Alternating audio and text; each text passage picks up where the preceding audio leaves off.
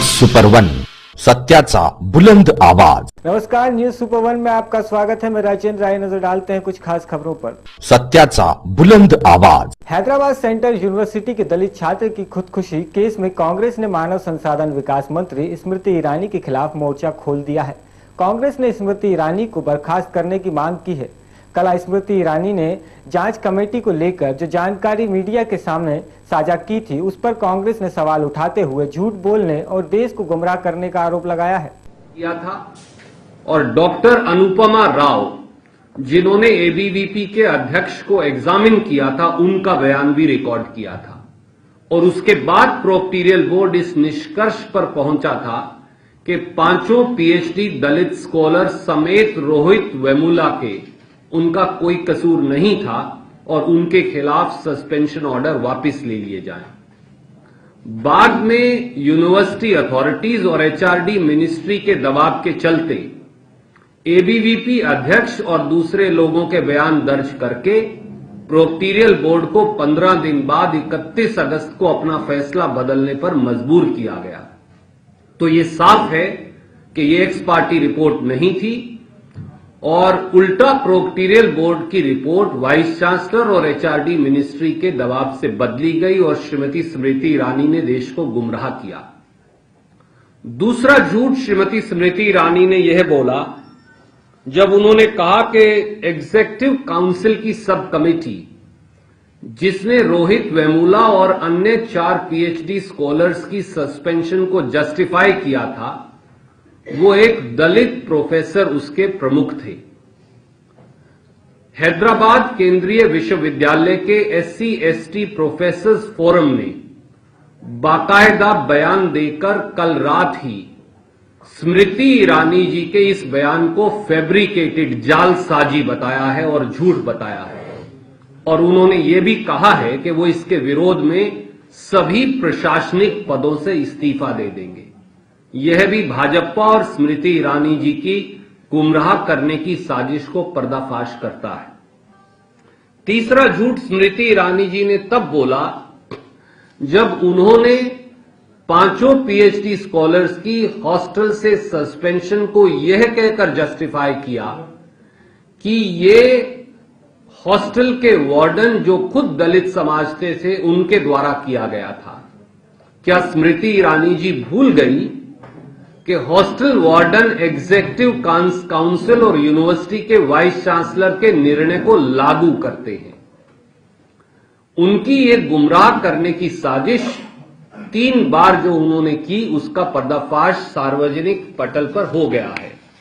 पर कुछ मूलभूत प्रश्नों का जवाब भाजपा सरकार और मानव संसाधन विकास मंत्रालय देने से बचता रहा, और वो है, सबसे पहले एक एबीवीपी छात्र जो एबीवीपी के हैदराबाद केंद्रीय विश्वविद्यालय में अध्यक्ष हैं, मात्र उनसे एक बातचीत के वाद विवाद के आधार पर 5 पीएचडी स्कॉलर्स जो दलित समाज से हैं, उनको यूनिवर्सिटी से सस्पेंड कर देना और हॉस्पिटल और उन्हें हॉस्टल से निकाल देना, क्या ये उचित है? दूसरा, क्या छोटी सी इस घटना की इतनी कठोर सजा एबीवीपी अध्यक्ष और भारतीय जनता पार्टी के कार्यकर्ताओं की मांग पर इन दलित छात्रों को देना, क्या यह सही था? दिल्ली यूनिवर्सिटी में आज डीयू के साथ साथ आईपी यूनिवर्सिटी, एएमआईटीवाई यूनिवर्सिटी के छात्र नेताओं ने मीटिंग की। ये सब छात्र नेता हैं, जगह है दिल्ली यूनिवर्सिटी। ये आज अपने एक आयोजन पर विचार कर रहे हैं जो 20 से 21 फरवरी को आयोजित होगा। यह इंद्रप्रस्थ यूनिवर्सिटी, एएमआईटीवाई यूनिवर्सिटी और अनेक यूनिवर्सिटी के छात्र नेता मौजूद होंगे। मीटिंग का आयोजन दिल्ली यूनिवर्सिटी में दूसू सचिव अंजलि राणा की तरफ से किया गया। प्रोग्राम पोलो ग्राउंड में होगा और पूरा प्रोग्राम कल्चरल होगा। साथ ही बेटी बचाओ और बेटी पढ़ाओ पर विशेष बल होगा। साथ ही बेटी बचाओ बेटी पढ़ाओ की डॉक्यूमेंट्री भी रिलीज होगी। मेरा नाम साकेत बहुगुणा है। मैं एबीवीपी का दिल्ली स्टेट का सेक्रेटरी हूँ। देखिए, दिल्ली यूनिवर्सिटी स्टूडेंट्स यूनियन कई वर्षों के बाद एक बहुत बड़ा फेस्ट जिसका नाम यूथ उत्सव 2016 रखा गया है, वो करवाने वाली है। और इसके लिए अलग अलग कॉलेजेस के प्रेसिडेंट्स और यूनियन के अदर ऑफिस बेयरर्स को इसमें बुलाया गया है और उसकी तैयारी के लिए हम सभी प्रेसिडेंट्स और कॉलेज की यूनियंस का आह्वान करते हैं कि वो इसमें सहयोग करें, इसमें पार्टिसिपेट करें और अपने सुझावों को भी हमको दें ताकि हम जेन्युइनली इसे पूरी दिल्ली यूनिवर्सिटी का एक बड़ा फेस्ट बना सकें। अभी हम देखते हैं कि अलग अलग कॉलेजेस में फेस्ट होते हैं, अलग अलग इवेंट्स होते हैं, लेकिन एक सेंट्रलाइज्ड बड़ा फेस्ट दिल्ली विश्वविद्यालय छात्र संघ की ओर से करवाया जा रहा है, तो उसमें सभी कॉमन स्टूडेंट्स पार्टिसिपेट करें, बड़ी संख्या में पार्टिसिपेट करें। इसके लिए हम लोगों ने आज ये बैठक रखी थी। किस तरह का फेस्ट होगा? आना नहीं होता है। फेस्ट का अर्थ होता है कि उसमें अलग अलग किस्म की एक्टिविटीज़ होती हैं, जैसे कई किस्म के कॉम्पिटिशन्स होते हैं जिसमें स्टूडेंट्स पार्टिसिपेट कर सकते हैं ताकि उनके अंदर की क्रिएटिविटी उभरे, ताकि उनके अंदर जो टैलेंट है वो उभर कर आए। और उसके साथ साथ कोई एक सिंगर की नाइट और कोई और कल्चरल एक्टिविटीज़ वो भी इस फेस्ट में होगी। इस प्रकार से कंप्लीट फेस्ट ये होगा। इसका मेन मकसद यही है कि दिल्ली यूनिवर्सिटी में बहुत सारे फेस्ट अक्सर होते आए हैं, लेकिन इसका ये मेन मकसद है कि आज तक कभी भी ऐसा नहीं हुआ है कि पूरी दिल्ली यूनिवर्सिटी के जितनी भी दिल्ली यूनिवर्सिटी में साउथ कैंपस में, नॉर्थ कैंपस में या जो कॉलेजेस दूसरों में नहीं है उनकी इन्वॉल्वमेंट आज तक नहीं हुई है। बच्चे आते हैं, पासेस लेते हैं, एंजॉय करते हैं और चले जाते हैं। लेकिन इस बार हमारा थीम बिल्कुल डिफरेंट है। हम लोग चाहेंगे कि जितने लीडर्स हैं वो आगे आए, अपने अपने कॉलेज को रिप्रेजेंट करें और कुछ दिखाएं कि हम लोग दिल्ली यूनिवर्सिटी असल में चीज़ है क्या, वहाँ पे कितना टैलेंट है। हर लड़की आगे आएगी। जैसे कि आपको पता है कि हम इसमें बेटी बचाओ बेटी बढ़ाओ का भी वो कर रहे हैं, उसमें हम लोग गर्ल्स को बोलेंगे, बॉयज़ को बोलेंगे कि जहाँ से लड़कियों के बेस था वहाँ से लेके अब तक लड़कियाँ कहाँ पर आ चुकी है, तो वो उस वीडियो में दिखाएंगे और उसके लिए भी हम बहुत अच्छा जज लेके आएंगे। हर चीज़ के लिए बहुत जाना माना जज होगा जो उस फील्ड में बिल्कुल टॉप पे जा चुका है। तो ये हम बहुत ग्रैंड लेवल पे करने वाले हैं और दिल्ली का ये पहला फेस्ट ऐसा होने वाला है। क्या क्या इसमें? दिल्ली से यामिन। एमसीडी कर्मचारियों को कई महीनों से सैलरी न मिलने से नाराज कर्मचारियों ने आज नरेला जॉइंट डीसी ऑफिस का घेराव कर मुख्यमंत्री और निगम मेयर का पुतला दहन किया। ये सैकड़ों लोग नरेला में जमा है। नरेला नगर निगम जॉन के ऑफिस के आगे। ये सब है निगम के कर्मचारी, निगम अस्पताल के कर्मचारी और निगम के दूसरे विभागों के कर्मचारी। यहाँ ये सब डीसी साहब को अपनी सैलरी नहीं मिलने पर ज्ञापन देने आए हैं। इनका कहना है कि पिछले 5 महीने से इन्हें सैलरी नहीं मिली है। इसी से नाराज सब कर्मचारी आज नरेला में बने उत्तरी दिल्ली नगर निगम के जॉन ऑफिस पर जमा हुए हैं और केंद्र और राज्य सरकार के पुतले जला रहे हैं और विरोध कर रहे हैं। इसके खास निशाने पर दिल्ली के मुख्यमंत्री अरविंद केजरीवाल हैं। इनका आरोप है कि इनकी झाड़ू का निशान लेकर वे चुनाव तो जीते और अब निगम का पैसा रोक लिया है और निगम कर्मचारियों की सैलरी भी नहीं दी है। जब इन लोगों ने डीसी ऑफिस का घेराव किया और पुतला दहन किया तो नरेला वामना रोड जाम हो गया और कई किलोमीटर तक लंबा घंटों तक जाम लगा रहा। अब देखने वाली बात यह होगी कि 18 फरवरी तक इन कर्मचारियों को सैलरी मिलती है या नहीं। यदि सैलरी नहीं मिली तो हड़ताल की वजह से दिल्ली के लोगों को बड़ी समस्या का सामना करना पड़ सकता है। मुख्य समस्या कर्मचारियों की, जो आज लोग आप इकट्ठा हुए, क्या प्रोटेस्ट किया? मुख्य समस्या तो ये है कि केजरीवाल ने जो दिल्ली के साथ धोखा किया है, जो आज सफाई कर्मचारियों के साथ धोखा किया है, जो नगर निगम के कर्मचारियों के साथ धोखा किया है, जो 4-4 महीने 5-5 महीने सैलरी नहीं मिल रही, ये गरीब लोग कहाँ से खाएंगे, कहाँ से करेंगे, इसका केजरीवाल साहब सोच नहीं रहे। भूखा पेट है, भूखे प्यासे लोग कहाँ जाएंगे। आज बच्चों की फीस नहीं भरी जा रही, राशन वाले के पैसे नहीं दिए जा रहे और केजरीवाल साहब और लड़ाई लड़ रहे हैं, सिर्फ झूठ की लड़ाई लड़ रहे हैं। झूठ बोल बोल के इन्होंने जो दिल्ली के साथ अत्याचार किया है ना, आज सफाई कर्मचारी यूनियन ने, सफाई कर्मचारियों ने और कॉरपोरेशन के सभी कर्मचारियों ने आज ये आह्वान किया है कि झूठे को झूठे के घर तक छोड़ के आना है। केजरीवाल झूठा है, इसको इसके घर तक भिवानी छोड़ के आना है। ऐसा आज यहाँ पर नरेला विधानसभा के अंदर हमारे सफाई कर्मचारियों का जो विरोध है, आपने देखा होगा केजरीवाल साहब का पुतला फूका, हजारों का कांग्रेस इसके एमसीडी कर्मचारी थे यहाँ पर, आपने इस चीज़ को देखा है। आज हालात बदतर है, बहुत बदतर है। मेरा नाम सुरेश कंडेरा है, मैं इन सफाई कर्मचारियों का अध्यक्ष हूँ। आज हर एक डिपार्टमेंट जो कॉरपोरेशन में है उनका परिवार भुखमरी की कागार पर खड़ा है और जो ट्यूशन फीस मिलती थी 1-1 साल हो गया, स्कूलों में से नाम कटने वाले हैं बच्चों के। गरीब आदमियों की बुरी दिशा हो रही है। हमें किसी पार्टी से कोई लेना देना नहीं। केजरीवाल ने, हम झाड़ू वाले हैं, हमारा झाड़ू का निशान लेकर हमारे साथ दगा किया।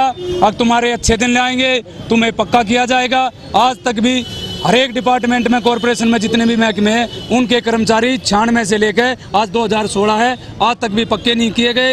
1800 रुपये का पे ग्रेड का और डिपार्टमेंट में समय मिल गया, आज तक भी उसका एरियल नहीं मिला। जो 2003 से स्थायी किए गए थे, आज तक उनका कोई एरियल नहीं मिला।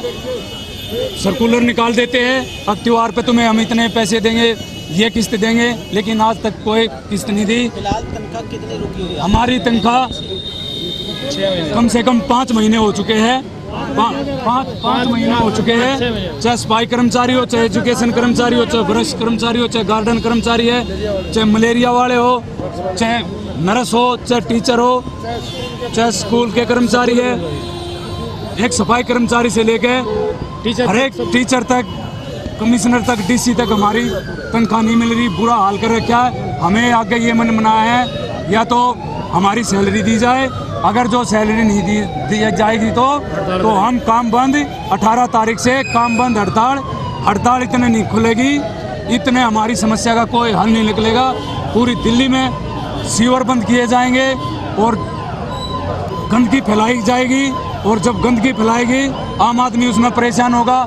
हम ये चाहते नहीं, हम प्रार्थना करना चाहते हैं हमारी सैलरी दी जाए। कई बार बात की गई है। दिल्ली से यामीर शाह की रिपोर्ट। चुनावी रंजिश में बाजार से घर जाते समय गांव में ही बाइक सवार बदमाशों ने प्रधान पुत्र को गोली मार दी। चुनावी रंजिश में बाजार से घर जाते समय गांव में ही बाइक सवार बदमाशों ने प्रधान पुत्र को गोली मार दी। गोली मारने के बाद बदमाश भाग गए। गंभीर रूप से घायल प्रधान पुत्र को इलाहाबाद रेफर कर दिया गया। आरोपी इलाके के दमंग व रसूख वाले हैं। 6 माह पहले उपरोक्त दमंग लोगों ने एक दरोगा पर भी जानलेवा हमला किया था और गोली मारकर भाग निकले थे। आरोपियों की गिरफ्तारी न होने से नाराज ग्रामीणों ने थाने का घेराव किया और थाने के सामने हाईवे जाम कर दिया। कोलार थाना इलाके के उसका गांव के नवनिर्वाचित प्रधान सोमनाथ मिश्रा का 25 साल का बेटा विवेक मिश्रा मंगलवार की देर रात शाम अपने चचेरे भाई के साथ घर से तकरीबन 2 किलोमीटर की दूरी पर मदुरा रानीगंज बाजार में सामान लेकर वापस लौट रहा था। तभी पहले से ही रेकी कर रहे बाइक सवार बदमाशों ने घर के करीब गांव में ही पीछे से विवेक को निशाना बनाकर गोली चला दी। गोली विवेक की पीठ में लगी और वह गिर पड़ा। गोली की आवाज सुन लोग दौड़े तो बदमाश फायरिंग करते हुए भाग निकले। इस मामले में परिजनों का कहना है कि चुनावी रंजिश में दूसरे पक्ष के अंकुर और इजमामुल ने बाइक से पीछा कर हत्या करने के इरादे से गोली मार दी। इस दौरान घायल विवेक के साथ घर जा रहे चचेरे भाई देवेंद्र ने दोनों को पहचान लिया। घायल प्रधान पुत्र को जिला अस्पताल लाया गया, जहां से उसकी हालत गंभीर देख उसे इलाहाबाद रेफर कर दिया गया। दमंग हमलावर इलाके में ही घूम रहे हैं और धमकियां भी दे रहे हैं। इस बात से दहशत जदा और फिर गुस्साए ग्रामीणों ने पुलिस थाने का घेराव कर लिया। यही नहीं, थाने के सामने ग्रामीणों ने इलाहाबाद फैजाबाद राजमार्ग पर जाम लगा दिया। इलाके का दमंग आरोपी इजमामुल और उसके साथी ने 6 माह पहले कंधाई थाने पर तैनात दरोगा रंजीत पांडे को बाजार में सरेआम मामूली बात में गोली मार दी थी, जिसका मुकदमा भी दर्ज है, वहाँ वारंट भी है। इलाके में दहशत फैलाने वाला इजमामुल और उसके साथियों का आपराधिक गैंग है, जिसके ऊपर छिनैती जैसे आरोप लगते हैं। पुलिस को भी उसकी तलाश रहती है, लेकिन रसूख की वजह से पुलिस उस पर हाथ नहीं डालती। वह दमंग है और खाकी पर भी जानलेवा हमला कर चुका है, लेकिन हालांकि इस कदर है कि पुलिस उसका नाम लेने से भी डरती है। हालांकि उसकी गिरफ्तारी की बात पुलिस जरूर कर रही है। आप भी देखिए और सुनिए किस तरह इस मामूल के बारे में पूछने पर दमंग बताने से डर रहे थाना प्रभारी प्रमोद पाठक। आला अधिकारियों से मोबाइल से बात के बाद जाम बहाल तो हुआ, लेकिन पुलिस की लाचार कार्यशैली की वजह से एक दरोगा पर कातिलाना हमले के बाद भी इलाके में अपने साथियों के साथ दहशत फैला रहा इजमामुल वह पुलिस रिकॉर्ड में वांटेड है, फिर भी वह खुलेआम घूम रहा है और दहशत फैला रहा है। फिलहाल घायल प्रधान का बेटा अस्पताल में जिंदगी से जूझ रहा है और परिजनों को बर्बाद कर देने वाली धमकियां मिल रही हैं। अब देखना यह होगा कि पुलिस का शिकंजा उस पर कब तक कसेगा और कब इलाके में खत्म होगी उसकी दहशत, या फिर पुलिस किसी और एक बड़ी वारदात का इंतजार करेगी। तो लोग कहाँ जा रहे थे? मार्केट गए थे, वहाँ से जो है वापस आ रहे थे सामान लेके, तो उसके बाद रास्ते में आए गोली मार दी। कौन थे वो लोग? वही 2 लोग, क्या नाम है, अंकुर सरोज और एक दूसरा क्या नाम बताएगा, इजमामुल। हाँ। कोई पुरानी रंजिश? पुरानी रंजिश वही लड़के। प्रधानी को लेकर कभी? ना वो तो दूसरे गांव के हैं। प्रधान के पुत्र हैं कहीं? हाँ, प्रधान के लड़के हैं। तो कहीं प्रधानी को लेकर कोई कुछ नहीं है। कहाँ गए थे आप लोग? हम लोग मार्केट गए थे सामान लाने। किससे थे वो लोग? डिस्कवर बाइक से। अच्छा, क्या नाम है आपका? वेदन कुमार मिश्रा।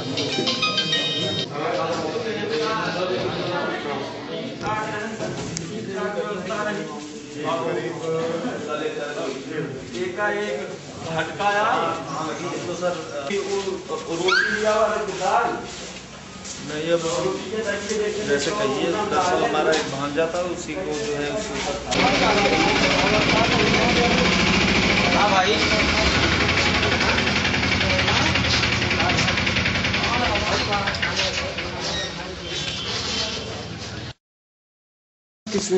क्या घटना हुई? घटना क्या हुई? क्या घटना हुई? घटना बता रहे हैं कि ये लड़का जो है घूमने के लिए गया था, बाजार है वहीं बगल में बाजार है मधुरा रानी, वहाँ पे 3 लड़के जो है डिस्कवर बाइक से और उन्होंने पीछे से फायर किया लड़के भी। कोई जानकारी है कि कौन मारने वाला कौन? हाँ, 2 लड़कों का नाम पता चला है। क्या क्या नाम है 2 लड़कों? एक का इजमामुल नाम है, इजमामुल सनाफ शेर अली है और एक अंकुर सरोज। क्या दुश्मनी क्या हो सकती है? कोई दुश्मनी कुछ वैसे बहुत खास नहीं है, बातचीत कभी हुई रही होगी एक आध बार। ठीक, क्या नाम है आपका? आपका नाम? ठीक, घटना हुई थी, घटना पूरी। प्रतापगढ़ उत्तर प्रदेश से विकास गुप्ता। पूरे प्रदेश में जहां इन दिनों रिमझिम बारिश से ठंड भले ही बढ़ गई हो, मगर पानी की एक बूंद गेहूं, तिलहन, दलहन की फसलों के लिए संजीवनी है। पूरे प्रदेश में जहां इन दिनों रिमझिम बारिश से ठंड भले ही बढ़ गई है, मगर पानी की एक बूंद गेहूं, तिलहन, दलहन की फसल के लिए संजीवनी है। 5 माह बाद हुई बारिश से किसानों के चेहरे खिल गए हैं। वहीं कृषि के जानकारों का मानना है कि ये बारिश गेहूं समेत रबी की फसलों के लिए वरदान है। हल्की बारिश से तापमान में कमी आएगी, जिससे गेहूं को तेजी से बढ़ने का मौका मिलेगा। दलहनी तिलहन फसलों के लिए काफी फायदेमंद है। ठंड बढ़ने से फसलों में कीट और रोगों का प्रकोप कम होगा।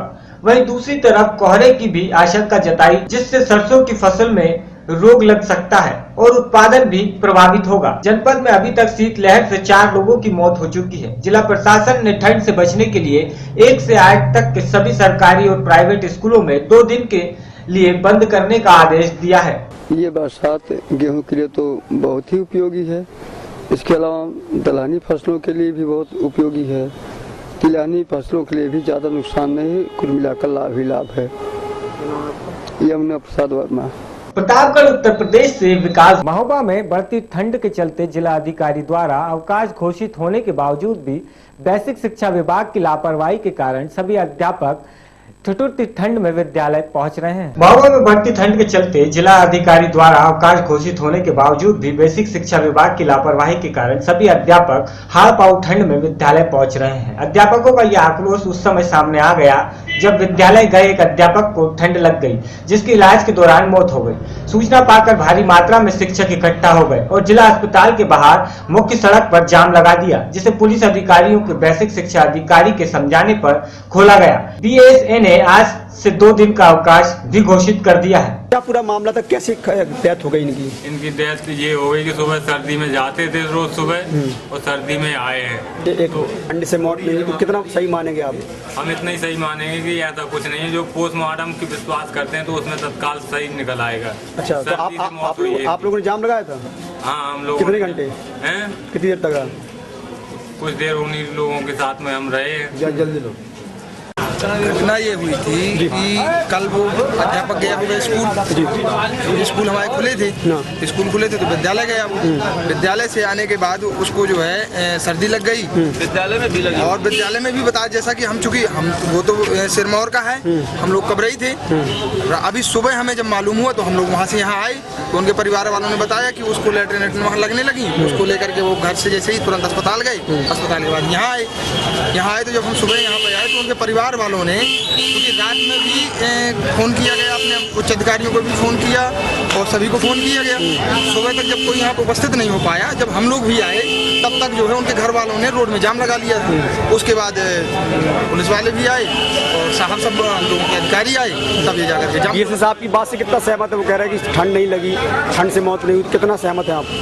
अभी तो हम बिल्कुल सहमत नहीं, जब तक रिपोर्ट नहीं आएगी। हम तो यही कहेंगे कि ठंड से अध्यापक की मृत्यु हुई है।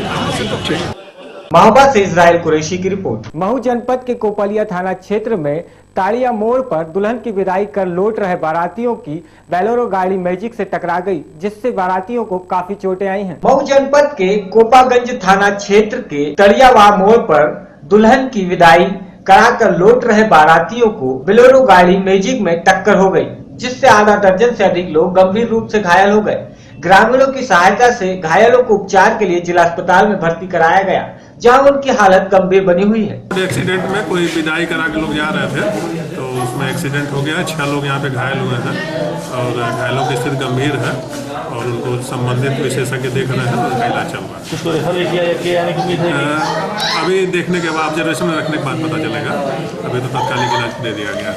लड़की का विदाई करा के लेके आओ धर्मपुर सिसवा से कल्याणपुर के लग गए, बिना साइड के गाड़ी ले आके गाड़ी में मार दिला।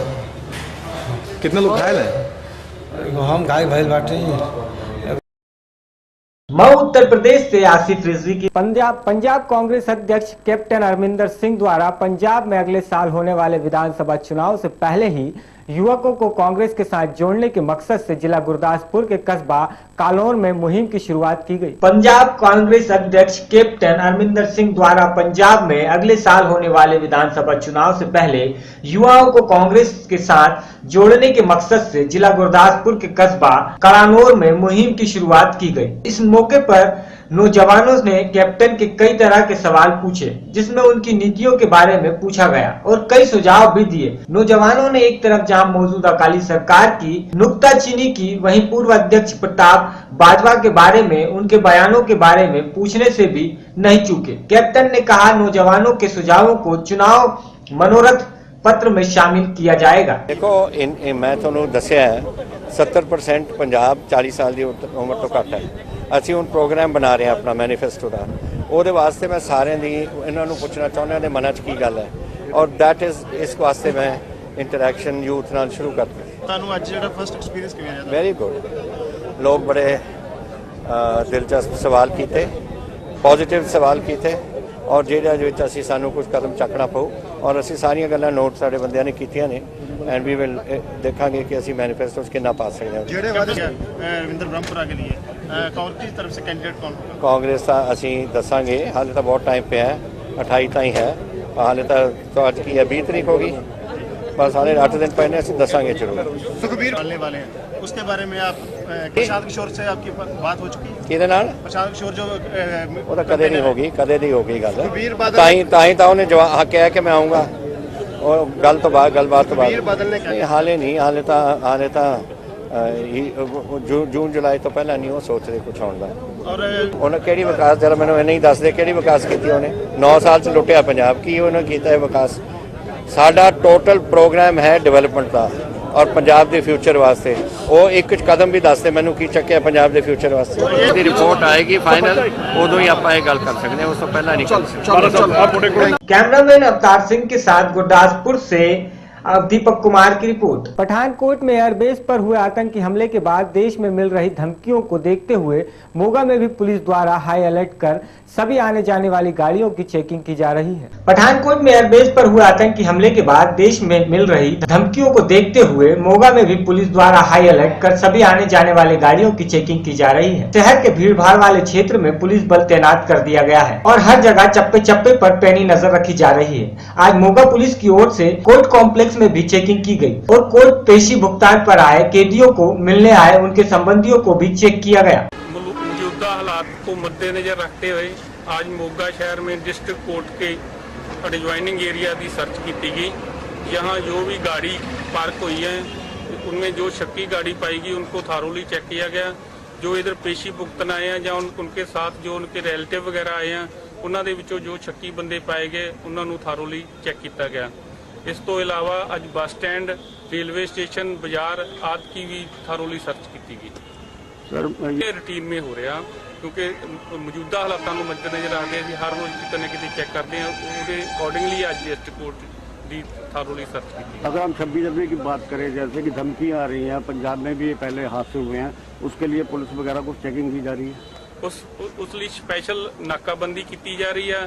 सारी फोर्स नूं ਜਿਹੜੀਆਂ भी कोई थ्रैटनिंग के रिगार्डिंग कोई इन्फॉर्मेशन हैगी ਉਹਦੇ संबंधी अलर्ट किया गया। क्या क्या चेक किया अभी तक सर? कोई आया कोई शकी? कोई अभी तक डिस्ट्रिक्ट कोर्ट में जो शकी व्हीकल थे या शकी व्यक्ति थे वो चेक किए गए, पर कोई भी अनटवर्ड इंसिडेंट वाली कोई व्हीकल नहीं पाया गया। तो अभी और क्या क्या चेक करना है जी? आपने क्या क्या चेक किया? इस तो पहला बस स्टैंड और रेलवे स्टेशन चेक किया, इस तो बाद बाजार या और जो डिजाइनिंग सर्च है वो करांगे। सर 26 जनवरी को देखते हुए बाहर से को फोर्स मंगाई गई? नहीं, अभी बाहर से कोई नहीं है। जी डिस्ट्रिक्ट की पुलिस है उन्होंने प्रॉपरली मोबिलाइज किया गया।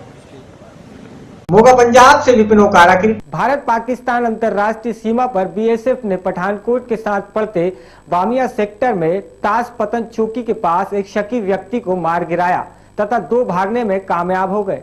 भारत पाकिस्तान अंतर्राष्ट्रीय सीमा पर बीएसएफ ने पठानकोट के साथ पड़ते बामिया सेक्टर में ताशपातन चौकी के पास एक शकी व्यक्ति को मार गिराया तथा 2 भागने में कामयाब हो गए। जानकारी के अनुसार सुबह करीब 6:30 के समय पर घने कोहरे का फायदा उठाकर घुसपैठ की जा रही थी। तभी बीएसएफ के जवान भी पूरी मुस्तैदी में बॉर्डर पर गश्त कर रहे थे। तभी 3 व्यक्तियों ने आईबी पर करके घुसपैठ करने की कोशिश करते देखा गया और वह बीएसएफ पर फायरिंग भी करने लगे। तभी बीएसएफ ने पूरे अलर्ट के साथ उन पर जवाबी फायरिंग कर दी। तभी इनमें से एक व्यक्ति मार गिराया गया और 2 वापस भाग गए। इस मौके पर अभी भारत पाकिस्तान अंतर्राष्ट्रीय सीमा पर भारत पाकिस्तान के अधिकारियों के साथ फ्लैग मीटिंग की गई, पर उनकी तरफ से उनको पहचानने से मना कर दिया गया। तड़के लगभग 6:40 AM पे काफी कोहरा था इलाके में, और इस इलाके में हमारी जो सभी जवान अधिकारी हैं पूरी तरह से अलर्ट हैं। और इसी दौरान 3 जो बंदे हैं इन्होंने आईबी क्रॉस करके फायरिंग के साथ इस तरह मूवमेंट किया। हमारे जवान मौके पे अलर्ट थे, उन्होंने तुरंत फायरिंग खोली, जिसके अंदर की एक इंट्रूडर जो है वो मारा गया। और ये आईबी जैसा कि यहाँ पे फेंस के बहुत पास पड़ती है, 2 बंदे वापस कोहरे का फायदा उठा के भाग गए। और अभी हमने मौके पे पूरी तलाशी ले रहे हैं और अभी तलाशी लगातार जारी है। अभी इलाके में थोड़ा कोहरा भी है और इस प्रकार से बीएसएफ पंजाब फ्रंटियर की अलर्टनेस से, जवानों की अलर्टनेस से जो ये इंट्रूडर घुस रहे थे, ये मौका रहते जवाबी फायरिंग में मारा गया। सर ये टेररिस्ट थे कहाँ मारा गया था?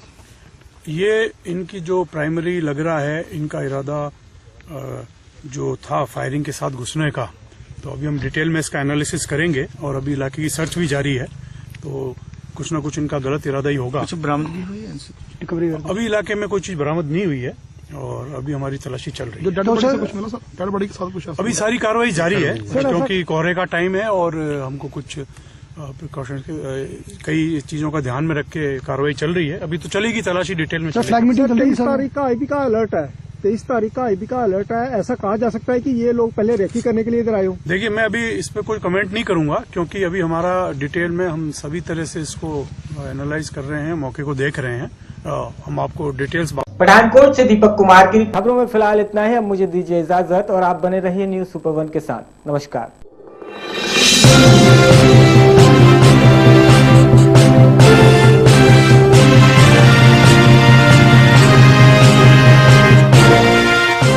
न्यूज सुपर 1, सत्याचा बुलंद आवाज।